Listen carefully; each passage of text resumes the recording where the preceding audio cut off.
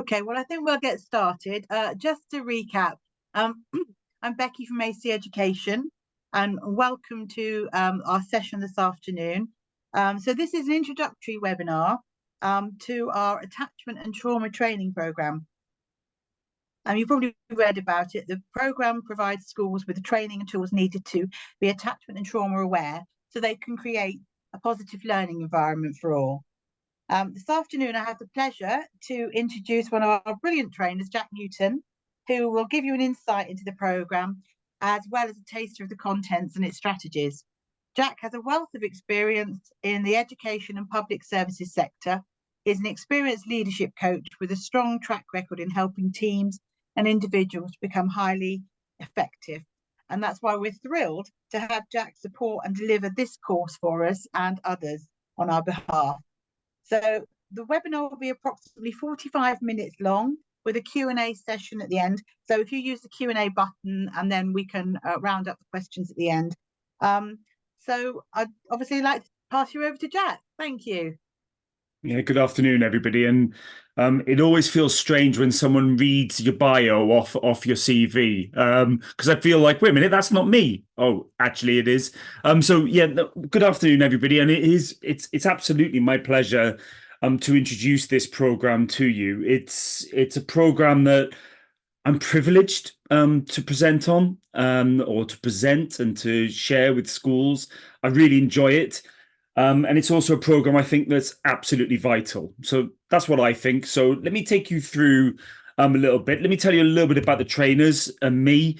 How come I get to present on this? Well, that's a good question. It's one I often ask myself, but I think it's because my schools, when I was a head teacher, I was a head teacher of a tiny school in London, and quite a big one as well, both primary schools, but I also ran a program for teenagers that were having trouble getting into education. And we tried to do some things around inclusion and attachment. And so AC Education knew about that and contacted me and asked me to train.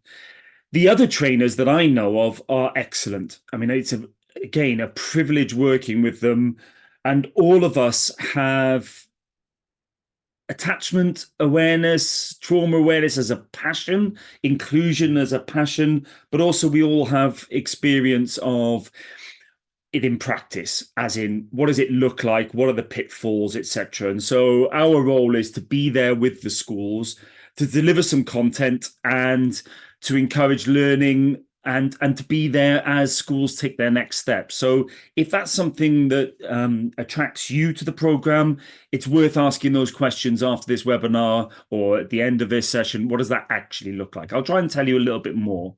So firstly, the program. Well, in some ways, well, not in some ways, it is developing a relational approach to the challenges that we're all facing in schools at the moment. Whether those challenges, when I'm going into schools, everyone at the moment is talking about attendance. Everyone's talking about social and emotional mental health issues. Lots of schools are talking about behavior, and everyone is talking about how things have changed. There is also, as you will all know, there is a debate going on about what to be done about that. And some of that debate is centered in the behavior world. This is a relational approach to behavior and to the issues that I've just outlined. The quote we put on the screen is about us reclaiming discipline, because discipline in some senses of the word, or the way it's used, is probably not the best way to go about it when we think about some of the issues that our young people have faced. And everything that we do in this program is about teaching young people how to regulate so that they can be better versions of themselves. And of course, what that does exponentially, then it spreads across a school, spreads across communities, and makes things better. And I say that from experience, and I say that from working with schools on a regular basis and seeing what happens as a result of this program. The other part of it is what it does is it avoids or it supports schools to reduce some of the impacts on young people. And what I'm talking about there is, of course, exclusions. I'm talking about emotional-based school avoidance. It helps schools, it gives them more tools to address the issues that are in front of them. The learning outcomes I put on the screen are the ones that we put in the first part of the program. So we are helping people to understand attachment and trauma, understand about the children and how it impacts and what that does to young people's educational potential if it's not addressed. We talk about adverse childhood experiences. We show the research into that and how that can impact young people into their adult life. And we show that evidence. We talk about that evidence. But I think far more importantly, we talk about what to do about that and that it's not too late and that schools can address the issues presented. All of these things promote educational achievement. So therefore, the program is an opportunity to improve attainment in schools. So what we're talking about here is improving attendance, reducing exclusions, and improving attainment. Now they're big claims. But again, as a head teacher, I've seen this in my own schools. I sometimes wish the attainment had improved even more, then I would have been under a little bit less pressure. But I do know that a relational approach improved attendance. I know for a fact in the schools that adopt this, it reduces exclusions because it improves understanding and develops new ways of thinking about the behaviors presented. And we are doing lots and lots of work around the huge issue that is presenting at the moment around emotional-based school avoidance. So it's understanding those emotions and coming up with strategies in order to address them. Now, the parts of the program, in some ways, it can be broken down into three parts that seem to overlap as you're presenting, but develop this picture for teachers and for schools to be aware. We go into depth about attachment theory and the fact that it's a basic survival mechanism that works, and it's present in us all, and that's key. We look at what happens when attachments are not positive. We look at what happens when they are secure. We look at the different elements of attachment theory. What we also do is slowly we make everybody aware that attachment issues present for all of us all the time. Now, what that means is, as teachers, we realize, well, wait a minute, my attachment needs are presenting in my behavior in this way, and that's impacting on the young people in front of me. There's no blame in that. It's an awareness. And as that awareness develops, then individual teachers can start thinking, okay, I just need to modify this a little bit, and that will make more people feel safe. It's an interesting thing to watch as a trainer. It's an interesting thing to be part of when you're working with schools as people become more and more aware. Personally, I've become much more aware about the issues that present for me. In my training, I use my personal lived experience. I know that not all my colleagues do that, but many do, because it's really important. It's a really important facet of the training, that the best way that teachers can start to make a change in their own environment is just by making themselves a little bit more vulnerable, so that the young people can see themselves in the teacher. That relationship becomes a very important part of the program, in my opinion. So we go into depth about attachment theory, as I say, and it comes to a realization. So what happens with the participants is this realization that Professor James Comer summarized when working out of Yale University. No significant learning can occur without a significant relationship. The basis of a relational approach. At no point in the training do any of us advocate no rules, no consequences, no. Of course not, because that would be ridiculous. What we're advocating and what we're suggesting and what this program does is let's have a little bit more understanding about the young people in front of us.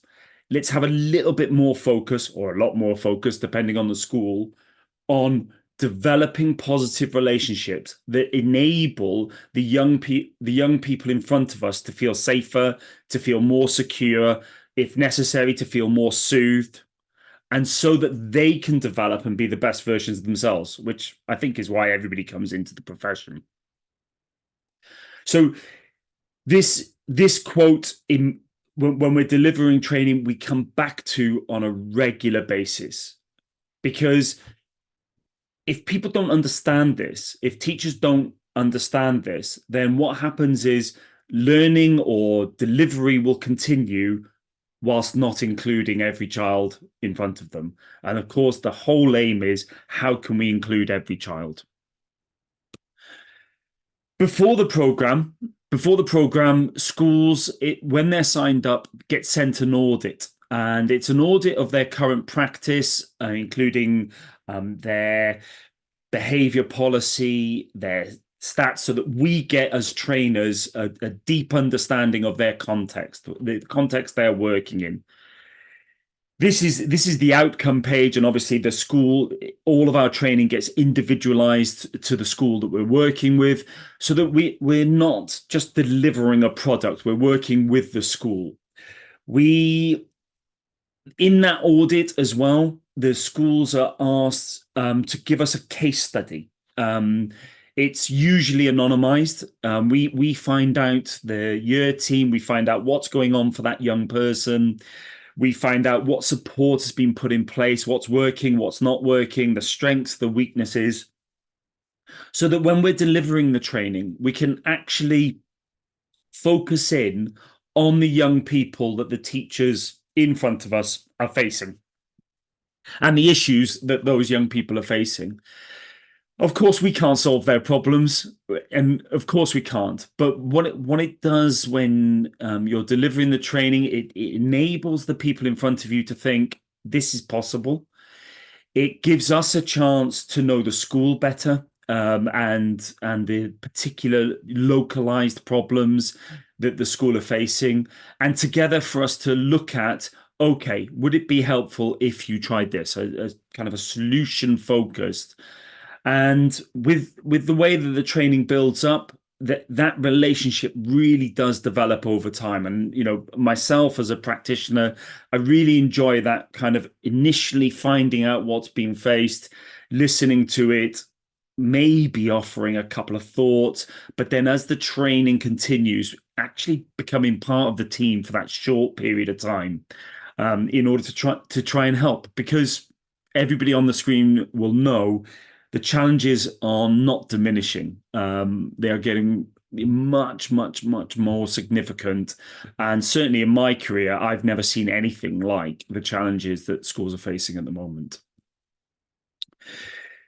As part of that context, we also look specifically at the behavioral context. So we find out, about the internal exclusions, the external exclusions, attendance, persistently absent, and just looking at that as a kind of a benchmark. Okay, so now if you go on this journey, could something different happen? We don't have any power over that. That's for the schools to decide, for the local authorities to decide, how they're going to use this program. And of course, as with any training, it's the school's choice. I can give you all feedback on, with some schools, you get a feel straight away, you are on a proper journey here. And this is just going to be rocket fuel for the work that you're already doing, or it underpins the work. For some schools, this is a great starting point. Okay, so this looks like this. We're currently here. What's the steps between? And I'll come back to how the trainers support the school in that process, and in turn support wider communities of schools in that process. Might be a question that you want to ask me later. The actual the actual training is a mixture. It's a very, I think, I mean, as an outsider, the way it works is I'm a freelance trainer. So as an outsider, it's a training. The materials are good learning materials. And what I mean by that is there's a real mix of activities for groups of people in the schools to do together and come back and feedback. So that workshop type environment. There's fantastic films that are thought provoking, underpin the training, often lead to new conversations for schools. Sometimes we put emotive poems like this one. This one in particular, tends to remind lots and lots of staff, wait a minute, we need to think, we need to stop for a minute and think, what are young people going through? This one, of course, before they get to school. This story about everything that this young person had to do. Now what happens when they arrive? And I was in a conversation with a school yesterday where their uniform policy was a particular priority for them. And so what needed to happen, no, what was happening is in some classrooms, it was a girls' school. The girls weren't allowed in unless they were wearing a bobble in their hair, which the school has decided is right for their uniform policy. Okay, but there was lots and lots of work about getting young people into classrooms that hadn't been in. So was there another way that we could ensure that bobbles could be put in their hair? And forgive me talking about bobbles, but it did vex me a little bit. You know, could we have a pot of bobbles so that a young person could put a bobble on before coming in? Etc., etc. And it's just that level of understanding that starts to reduce the stress on our young people and indeed on our teachers, that becomes important. And we use these kind of resources as a reminder. The aim within our attachment work is the 4S's that I've referenced already, and I'm going to come back to here. And we use checklists, we use resources to show how each of these parts of this secure base that children need can be met in the classroom and across the school. So what we're talking about here is, you know, just little tweaks here and there across the school to ensure that every young person feels safe in that school. We use the work of Dan Siegel here. We use the work of Gottman to ensure that everything that we're delivering is research and evidence-based. Now, again, lots of people on this webinar will understand it's really important that we do have a research base, because research in education at the moment, or for the last 15 years, has been in some ways a battleground, in that if something isn't evidence-based, then why are we doing it? And I totally endorse that and understand that. Well, this program is evidence-based. It is research-based. And so my own experience as a leader, I know that when I got young people to feel these things, and when I got my staff to understand these elements, then things got better for the young people and things got better for the staff. We move from attachment and start talking about trauma as if it's something different. And of course it is different, but this is where it starts to overlap. This quote about literally getting under the skin is part of our reminder that what is going on for children and what has gone on for children is under their skin. And if we do not compensate for what's happened, then the chances are, the statistics say, that really bad things are going to happen. And so the ACEs study we go into, I'll talk about it a little bit more. The ACEs study shows that the chances are, if you have X amount of ACEs, then then certain elements, addiction, relationship problems, mental health issues, etc., become much more possible and probable unless we do something in schools. Now, I feel that everyone knows that, but when we put it at the front of our thinking, then we can start actually tweaking what we're doing in schools to ensure that we're actually rewiring young people's brains so that actually they can make different choices and develop resilience in order to cope with the challenges that they're going to continue to face. We do, as I said, keep on using evidence. We go into conversations and group work about what they think is going on for the community that they're facing. Through the training, we keep on reminding them about the children that they're talking to, that they're delivering to, that are learning in front of them. So that we're talking about real cases. The schools understand that we're part of a confidential network with them, so they can actually talk about, well, what about Billy in my class? This is what I think's happening. And the aim of the training is that everybody becomes more curious about what's going on for Billy, that's resulting in the behavior that's presenting, and talking. Of course, Billy's not a real person.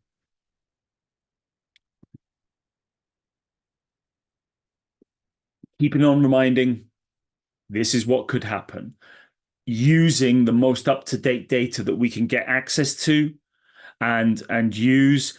And in some ways, not in some ways, in every way, it just confirms what teachers, what school leaders, what local authorities know, because everything is changing.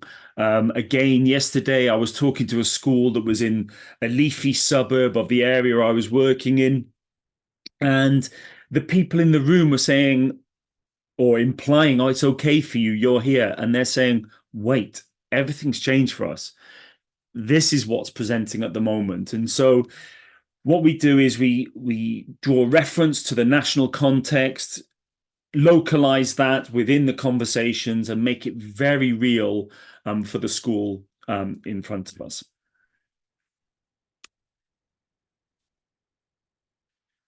Now, I've been in the profession since, well, the last century, and I've always seen on behavior policies, behavior is communication, but this brings it to life, that actually what the behaviors the schools are seeing and experiencing is the language, is what the young people are saying to us. What we've got to work out is, what are we going to do? What are we going to do about the causes? What are we going to do, and how are we going to do that, and when are we going to do it? All of those things become central to the relationship between the trainer and the practitioners in front, because everybody wants to come on the training and have the answer to the problems that they're facing. Those answers take time, and our trainers, all of us, we say this is not the panacea. This is not tomorrow's solution. This is the solution over time, in order to address some really deep underlying issues. And if we all work together in a way that makes things better, a compensatory way, then what we can do is reduce the stress on everybody in the school system. But it'll take time. So we try and encourage people constantly. Let's talk about what's in front of you, but let's understand why. And the aim is that as practitioners, people are taking a step back before they react. They're looking at themselves. I'll come back to that. They're looking at themselves before they react, so that they can think, what is the best solution to what I'm seeing in front of me here?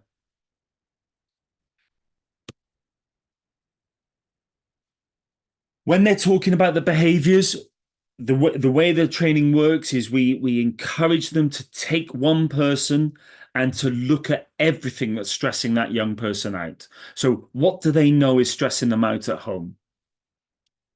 What do they know stresses them out in school? Now, this is all age dependent. And sometimes within the training, you have practitioners that are dealing with early years and in all through schools, as well as 16-year-olds.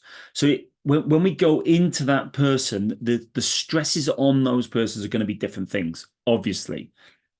But we get really, really specific. So is it when they're asked to line up and they're not at the front? Is that a stressor? Is it a particular teacher? Is it uniform? Is it what is it exactly that is stressing that young person out? And what we try and do is encourage schools to work on the things that they can control to reduce the stress levels. It sounds so simplistic. It sounds like, oh, but what about everything else? But when we do that, and when schools try this around a young person in the gaps between training, they notice that the behaviors reduce. And then that allows them to do some more teaching around emotions and around responses to stress, building up that child's resilience. Of course, what that does for practitioners, once they've developed that, they're able to expand that to other students across their school.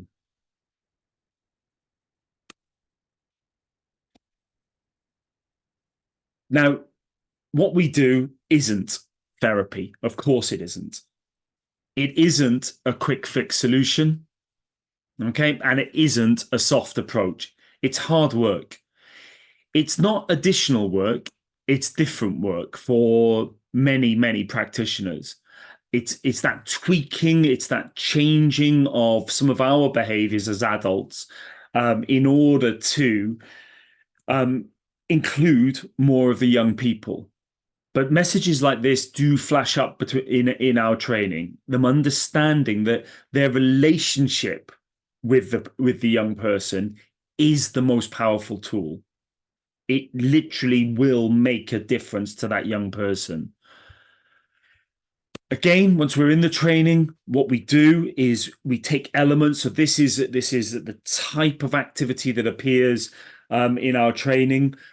When they realize that a trusted adult is a key factor in addressing the issues for a child with attachment difficulties, or a child who's faced out ACEs, then a trusted adult is really important. So if it's really important, okay, what are the barriers? So usually that will come back to us with timetabling, time. Sometimes schools say, well, the thing is, we've got 47 young people who need a trusted adult all the time, and we've got one person who they all go to, Mrs. Jones in X, Y, and Z. So it's about helping schools to understand, actually, we should have more trusted adults around. And maybe SLT, we need to be thinking, okay, if that's key to us, how are we going to restructure ourselves? And I don't mean restructure staffing. How are we going to restructure our days to ensure that those trusted adults are available? Come back to the SLT in a little bit. But activities like this give the practitioners time that they may not have had before to think about those barriers and to address those issues. As trainers, what we do is when they come back with barriers, and when they're significant, with our experience of school leadership, etc., and working across many schools, we can store these up for an SLT session. And as I said, I'll tell you more about that in a little bit. More quotes, but I suppose just that power of feeling and relationship. This is certainly true from my childhood. To be perfectly honest, I can't remember a single thing that I was ever taught, but I do know how my teachers made me feel. And so in my training, I bring out lots of my personal experience, as I've said before. And the thing is, I ended up okay, actually, because of how people made me feel. We use films of teachers that experienced or expressed distress behaviors in school who became teachers. We use inspirational stuff like that, as well as using the experiences of the school themselves. Now, a key part for people turning up to our training in whatever form is they want strategies that they can use. So we do use screens like this and give them lots of strategies for them to try, a menu, if you like. We give them sentence openers. We give them just tips, and in many ways, we're giving them license. Please try these things. Now, of course, many of the schools that we work with are on this journey already and have already started challenging their practice. Schools that haven't, the trainers are always experienced enough to work with either individuals who are on different parts of a journey, to considering how the environment they create, to different schools and who are on different part of their journeys. But this is an example of a screen that we would put up, and we would then draw out each part and show them different ways. So I'm just giving you a flavor of that.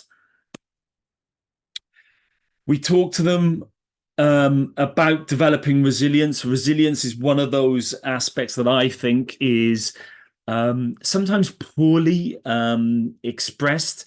And what I mean by that is we're told that children need to develop resilience, adults need to develop resilience, communities need to. Well, actually, we need to be teaching.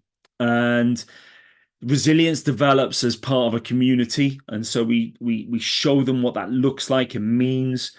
And we then start talking and leading into co-regulation and self-regulation. We talked about relationships tons, and all of this will develop resilience in individuals and communities. So we spend time on unpicking resilience and almost reclaiming it, so that it can mean it's something meaningful for the school, for an individual teacher, for a community.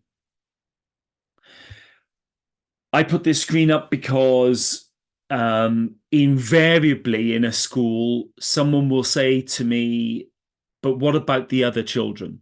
And so we use behavior and medical issues, the quote about diabetes there.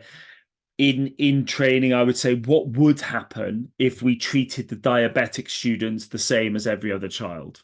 And, anyone with any medical knowledge knows that that's extremely dangerous. Okay, so now why is it a problem that we treat some children differently in the behavioral world? And what we mean by that is, let's address the issues that are in front of us. So the most vulnerable children will need the most support in order to co-regulate. And once we start doing that, everybody learns it. So it becomes easier for everybody and everybody feels safer. That's my interpretation of the inclusion discussion that goes on within schools. You might want to ask me more about that when I finish this. Key element of what we do and what we leave after every session is, what are you going to do? What are you going to do? Because if you change nothing, nothing changes. So, and for some people, it's as simple as, I'm going to improve my greetings at the door, or I'm going to start greeting children as they come through that door, so they're seen. One of the 4 S's. For some SLTs, they start thinking, you know what, our behavior policy doesn't meet the needs of our children. We're gonna start that conversation. Can you help, please, train a person? For it depends, but we absolutely not insist, because we have no power to do that, but we reinforce, think about something that you're going to change, so that things start to change, and really press that. Of course, people can choose not to become more trauma informed or more attachment aware. Of course they can. We don't have that power. But for those of you who are represented here through virtual schools and thinking about this for your areas, we do feedback as trainers. We do feedback on the positive elements, and and we do feedback and say, actually, I think this school might need more support, or actually they've decided they're not going to go down this line, just so that there's that feedback loop for you.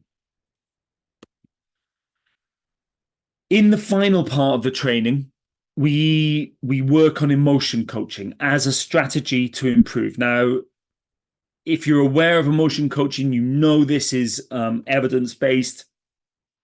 And this is about teaching young people about emotions in the moment, co-regulating with them in order to calm them before moving on to solutions. Now, for me, in my practice, I wish I'd paid more attention when I had my emotion coaching training, because I would often do this by accident. But I know if I went back into the classroom, if I became a head teacher again, and I'd love to do that, I would have this up on my wall to remind me. So we specifically teach the strategy of emotion coaching as a tool that we know as trainers works. Of course, what we're trying to do is we're trying to enable a school to be more emotionally literate, so that communities become more emotionally literate. Some of the simple concepts are the ability to name. The ability to name an emotion is the ability to tame an emotion.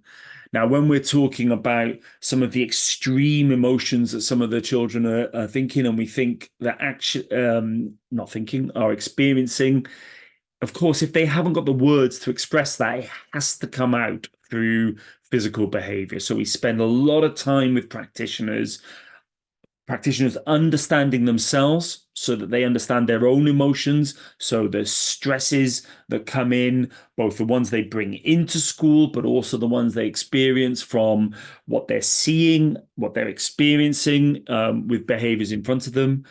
We spend a lot of time focusing people on ensuring that they know how to calm themselves.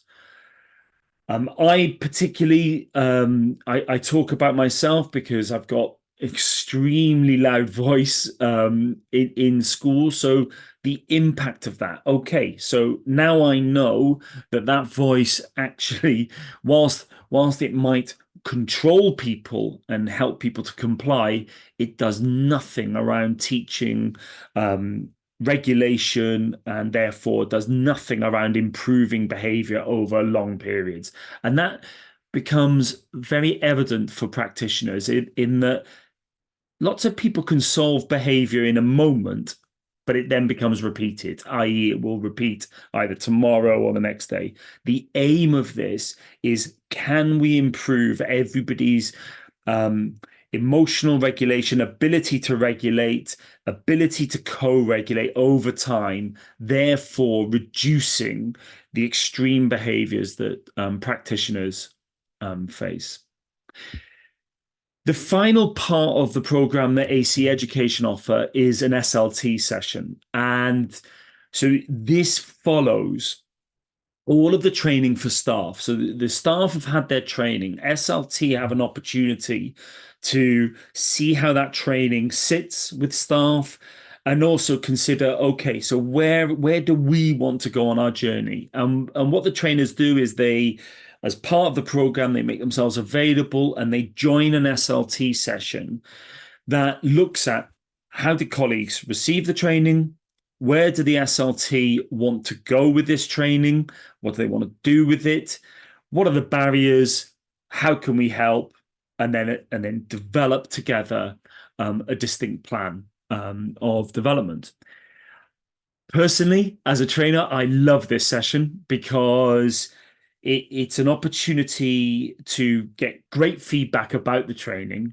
It's an opportunity to work with the team to develop practice, and it's a very I'm trying to think of the right word. I'm going to use intimate. It's an intimate session with the SLT about moving the school forward, and addressing the challenges that they face.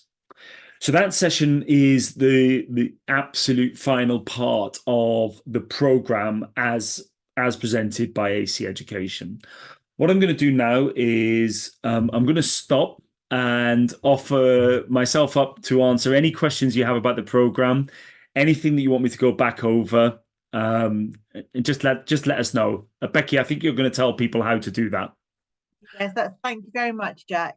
Really appreciate that. And and for me as well, I found it very, obviously I'm on one side of the job, selling the program, but it's great to hear it from one of the trainers explaining it with such passion.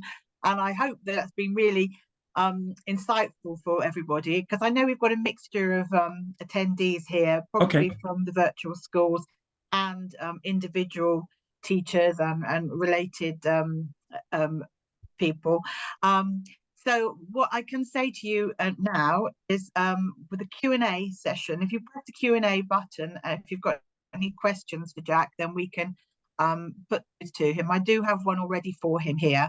But the other thing I wanted to tell you is that normally with the Eventbrite webinars, we don't actually send out recordings, but I think this has been so insightful that obviously if you're feeling passionate about trying to get this training on board with your schools, and you need this video, so sorry, I hope my video is still working, we can send you a recording of this to give a bit more information, back at the office or back at the schools. So please do email me or put a message up here on the questions and answers, and I will make sure that you get a copy of the video sent to you. I wish you told me that before, Becky, then I'd have done my hair. Oh, Jack, you look lovely as you are.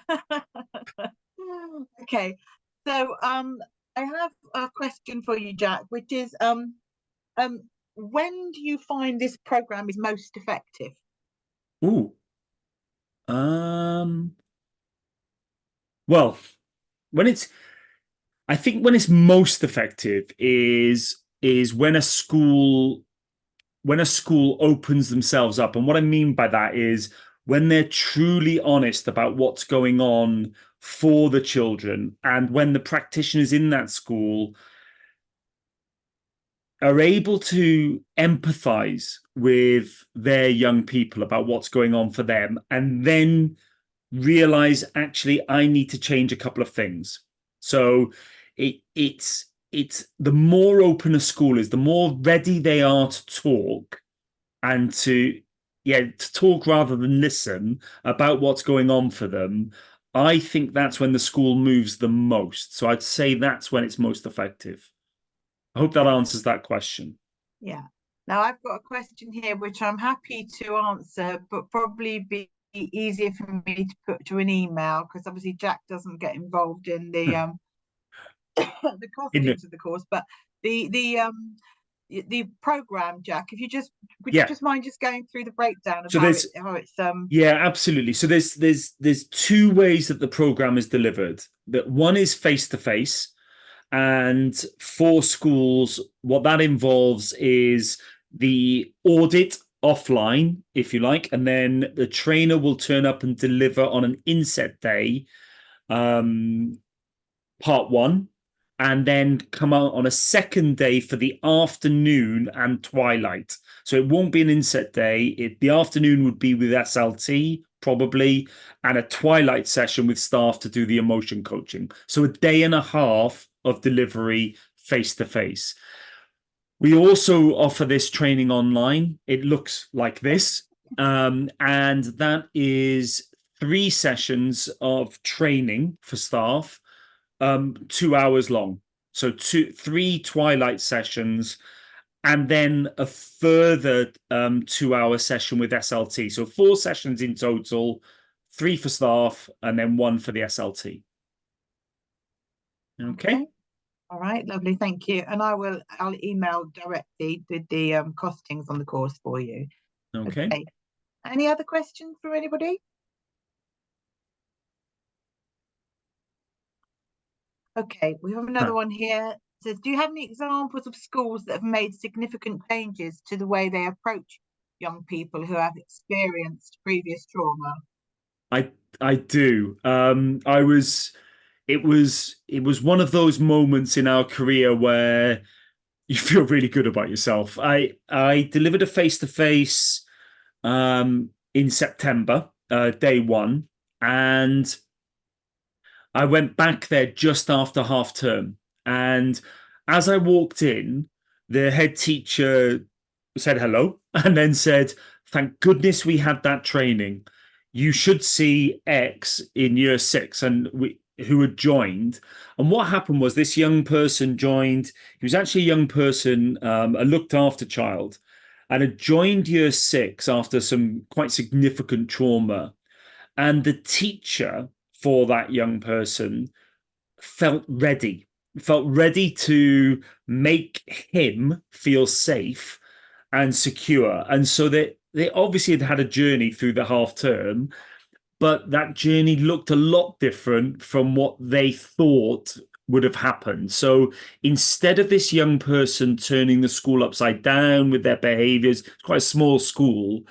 What had actually happened was the whole class had developed an emotional literacy that enabled them to support the young person and understand. But I suppose the most powerful thing was the teacher. Now that teacher was a deputy head teacher who was supporting two NQTs.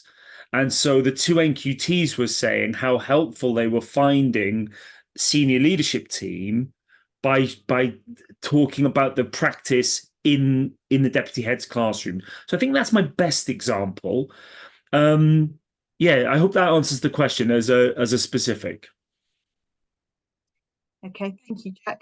And we have a question from Sarah Blenkinsop saying, is Ah, there a limit on the number of staff that no, can? no, Well, I've delivered in a school with six members of staff. And then and literally the same week, I went into a further education college with 340. Both of those sessions were live. okay, So no, there's absolutely no limit. I think some trainers are more comfortable with the big audiences than others, I think is fair to say. But AC Education usually put us with the schools that they think that will fit. So no, there's no limit. okay, thank you, Jack. Oh, Lovely. and it also Um, answers. So, Lynn, I can yeah, see your post 16 question, and I think I've just answered that through the further education. I mean, I find this relevant for adult education as well. The further education colleges that I've worked with, all is that true? Yeah, they've all reported quite significant changes in practice. And I think this will become more and more relevant for post 16 as our COVID generation get older. So yes, it's absolutely relevant and it's easily not necessarily adapted. It's absolutely relevant. okay, great. All right. Well, I don't know if there's anyone else that's just hovering on the keyboard to send another message or but as I say, thank you for joining us today and thank you so much to Jack. And please, if you think of anything when you get home or wherever and you want to ask the question, then please just do email AC Education. We'd be happy to help. And as I say, if you want a copy of the recording, then also please do let me know and we'll get that sorted for you. And so all I can say now is thank you very much. This is the last webinar of the year. We'll be back in January on the 23rd of January with a webinar on, excuse me, with Luke Rogers on the importance of language. Oh wow. So that will be up and listed from tomorrow, I guess, if anybody wants to sign up for that. Yes, Cheryl, I've got your message there. I'll pick up your details and I'll make sure once the recording lands that I'll get a copy over to you. Thank you very much. Okay. Thank you, Jack. Pleasure. Pleasure. I'll stay Okay. on here just in case anybody else asks Just any in case there's any questions. last ones, yeah. Okay. Oh, Oh, is this one coming up there? no problem. Yes, Yeah. see. No, yeah. Thank you.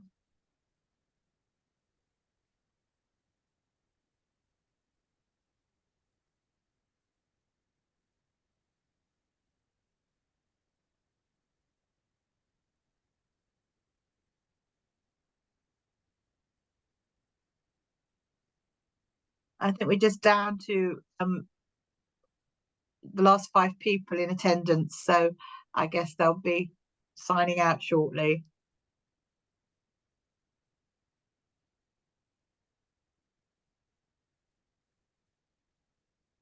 Okay.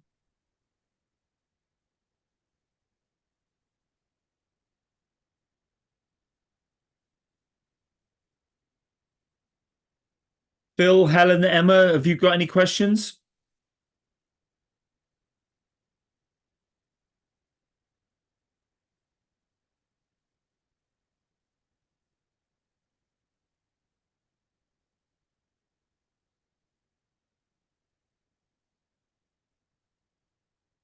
Okay. All right, lovely. Right, over and out then, Jack. Thank you. No problem. Should we just, what am I doing?